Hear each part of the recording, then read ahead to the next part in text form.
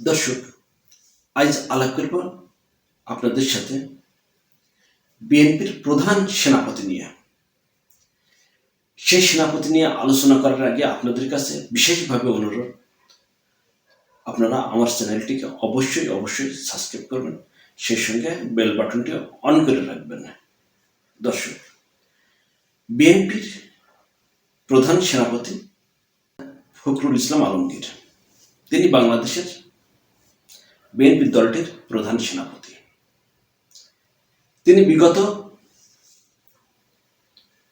বছরে অনেক আন্দোলনের নেতৃত্ব দিয়েছেন। তিনি জেল জুলুম অত্যাচারিত হয়েছেন, কিন্তু তিনি একজন সফল অদক্ষ একজন সেনাপতি। এই সেনাপতিকে বিএনপি দায়িত্ব দিয়েছিল তার আওয়ামী লীগের বিরুদ্ধে আন্দোলন করার, দলটিকে সুসংগঠিত করে রাখার, দলটিকে গুছিয়ে রাখার। কিন্তু এই সেনাপতির অধীনে এই দলটি কোনো ক্রমে সুসংগঠিত হতে পারেনি, আন্দোলনের সঠিকভাবে নেতৃত্ব দিতে পারেনি। দলটির ভিতরে কে আওয়ামী লীগপন্থী, কে বিএনপি পন্থী, তিনি এইগুলো তার লোকজন দিয়ে ফাইন্ড আউট করতে পারেননি। এমনও আছে যে বিএনপির অফিসে যে কথাগুলো আলোচনা হয়, সেই কথাগুলো বিগত সময় আওয়ামী লীগের দলীয় প্রধানদের কাছে আগেই পৌঁছে যেত।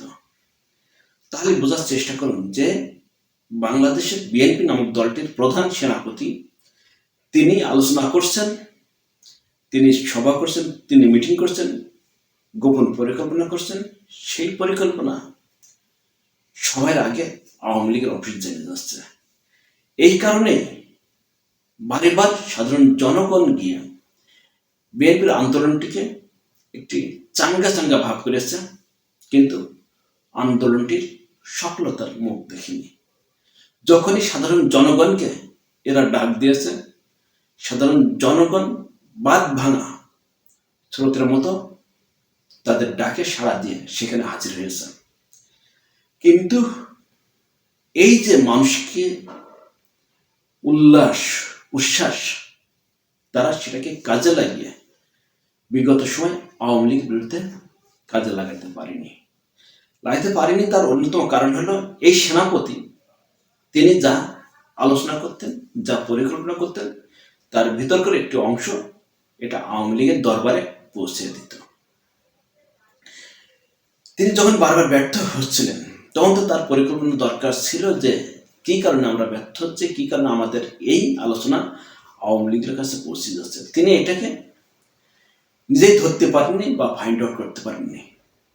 তাহলে চিন্তা করেন, বিএনপির মতো একটি দলের মহাসচিব, প্রধান সেনাপতি হয়ে তিনি এটা বুঝতে পারছেন না যে তার দলের কেন এই অবস্থা হচ্ছে। দেখুন, আপনাদের নিশ্চয়ই মনে আছে 28শে অক্টোবর সব দলের ঢাকা কেন্দ্রিক একটি মহা সমাবেশ ছিল, যে দল সেই দলের কেন্দ্র করে। সেসব দল কিন্তু সেখানে হাজির হয়েছিল। সেসব দলের অসংখ্য নেতা কর্মী কিন্তু সেখানে জীবন বাজি রেখে আওয়ামী লীগের বিরুদ্ধে লড়ার জন্য মাঠে নেমেছিল। কিন্তু তারা সুন্দর একটি পরিকল্পনা করে আওয়ামী লীগ যখন এটা ভেনিশ করে দিল, মাত্র 10-20 মিনিটের ভিতরে বিএনপির মিছিলটি আন্দোলন বিএনপির এই সমষ্টি যখন পণ্ড করে দিল আওয়ামী লীগ মাত্র 10-20 মিনিটের ভিতরে, তখন সবগুলো ছত্রভঙ্গ হয়ে গেল। ওটি তো পরিকল্পনা দেওয়া থাকতো, তাহলে কিন্তু নেতাকর্মীরা এইভাবে ছত্রভঙ্গ হয়ে যেত না। তারা কোনো না কোনোভাবে আওয়ামী লীগের বিরুদ্ধে দাঁড়িয়ে যেত। আর যেহেতু ওই দিন ঢাকা শহরে সব দল মিলে ঢাকায় নেতা কর্মীদের অভাব ছিল না, তাই 28শে অক্টোবর আওয়ামী লীগ যতই গুলি চালাতো, হয়তো অনেক লাশ পড়তো, কিন্তু আওয়ামী লীগ সেদিনকে পিছু হটে যেত। পিছু হটার পরে সেই সামনে যখন সেই জনতা এগিয়ে যেত, সেই জনতা হয়তো একবার গণভবন পর্যন্ত পৌঁছে যেত এবং সেই ক্রেডিট বিএনপি খুব ভালোভাবেই নিতে পারত।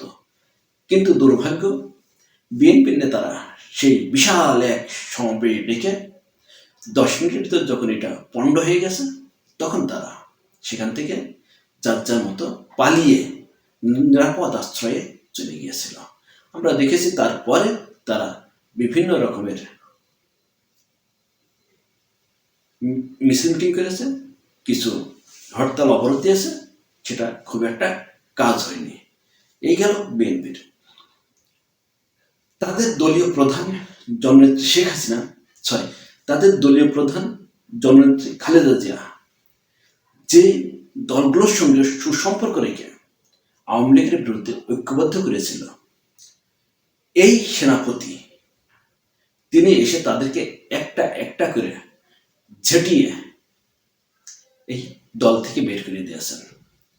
তিনি এখানে সব বামদের আশ্রয় কেন্দ্র নির্ধারণ করেছেন, করে তিনি একটি বিএনপি এবং বাম মিলে একটি আন্দোলন গড়ে তোলার চেষ্টা করেছিলেন, যে বামদের না আছে লোক, না আছে জন, কিন্তু এই প্রধান সেনাপতির প্রধান পছন্দ হওয়ার কারণে তিনি বামদেরকে একেবারে কোলে তুলে নাচানোর চেষ্টা করেছেন।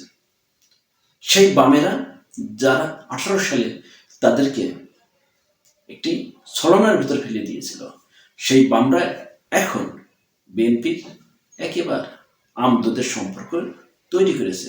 অথচ বিগত সময়ে তাদের প্রধান নেত্রী যখন যে ডানপন্থী লোকগুলোর সঙ্গে সুসম্পর্ক করেছিল, এই প্রধান সেনাপতি সেই ডানপন্থী লোকগুলোকে বাদ দিয়ে এই বামদেরকে নিয়ে আছে।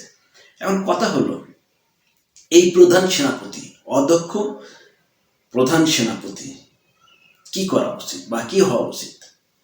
আমি কি হওয়া উচিত সে কথা বলবো না। এখন বিভিন্ন জায়গায় এক ধরনের ব্যানার পোস্টার অলরেডি হাজির হওয়া শুরু হয়েছে যে হাইব্রিড হটাও, বিএনপি বাঁচাও। তার মানে এই বিএনপি নামক দলটিতে হাইব্রিড ঢোকা শুরু হয়ে গিয়েছে। তাহলে যদি হাইব্রিড যদি কন্ট্রোলই না করতে পারে এই দলটির প্রধান সেনাপতি, যারা বিগত 15 বছর ধরে আন্দোলন সংগ্রাম করল, আওয়ামী লীগ সময় জেল জুলুম খাটলো, তারা নির্যাতিত হলো, আজকে তারা দল থেকে বাদ পড়ছে, আর আওয়ামী লীগের সুবিধাভোগীরা, টাকা কামানোর লোকেরা, তারা আজকে বিএনপির ভিতর আশ্রয় পাচ্ছে। তাহলে কি এখানে এই প্রধান সেনাপতির কি কোনো দায় পড়ে না? কেন পড়বে না? এই প্রধান সেনাপতির যে 15 বছর নির্যাতনে আওয়ামী লীগ তাদের অনেক সৈন্যদেরকে হত্যা করেছিল, সেই হত্যার দৃশ্যে তিনি কথা বলতে গিয়ে অসংখ্য জায়গায় তার চোখে পানি পর্যন্ত চলে এসেছে। আমরা তার সেই অশ্রু ভিজা চোখ মিডিয়ার কল্যাণে তার দেখেছি। কিন্তু 5ই আগস্টের পরে এই দলটির ভিতরে এমন কি হলো যে দলটি দেখা যাচ্ছে প্রতিদিনই কোথাও না কোথাও খুন খারাপ সঙ্গে জড়িত। তারা যে বিগত 15 বছর ধরে একসঙ্গে আন্দোলন সংগ্রাম করেছিল, তারাই আজকে আরেকজনকে হত্যা করতে কোনো দ্বিধাবোধ করতেছে না। তার মানে এই প্রধান সেনাপতি তিনি তার দলটিকেও সুসংগঠিত করতে পারেননি। কারণ সংগঠিত করতে পারলে তো তার দল আজকে আরেক ভাইকে হত্যা করতো না। হাট বাজার দখল তো সেটা বাদ দিলাম, যদি একজন সেনাপতির দায়িত্ব দেওয়ার পরে তার সেনা সদস্যরা যদি বিশৃঙ্খল করে, তার সেখান থেকে পদত্যাগ করা উচিত। যদি সে তার সেনাবাহিনীর লোকজনকে কন্ট্রোল না করতে পারে, বিএনপির মতো একটি দলের মহাসচিব হয়ে, প্রধান সেনাপতি হয়ে, তিনি সেনাপতি থাকা অবস্থায় বিরোধী দলের সরকার যখন তাদের লোকজনকে হত্যা করছিল, খুন হচ্ছিল, আজকে সেই দল নাই, তার দলের লোকেরাই নিজেদেরকে হত্যা খুন খারাপ সঙ্গে জড়িয়ে গেছে। তাহলে কি এই প্রধান সেনাপতির কি কোনো দায় আসে না, কোনো দায় পড়ে না, কোনো দায়বদ্ধতা নেই? অবশ্যই আছে। এই প্রধান সেনাপতির অবশ্যই এর জন্য জবাবদিহিতা করা উচিত। যদি এই প্রধান সেনাপতির জবাবদিহিতা না করে, তাহলে বিএনপি নামক দলটি ভবিষ্যতে আরো আরো অবস্থা খারাপ হবে। আর একটি কথা বলে শেষ করব দর্শক, এই যে এই সেনাপতি যদি আর শক্ত না হয়, তাহলে আজকে একটি নেতার বাড়ির সামনে সাইনবোর্ড লাগানো আছে, হাইব্রিড হটাও, বিএনপি বাঁচাও।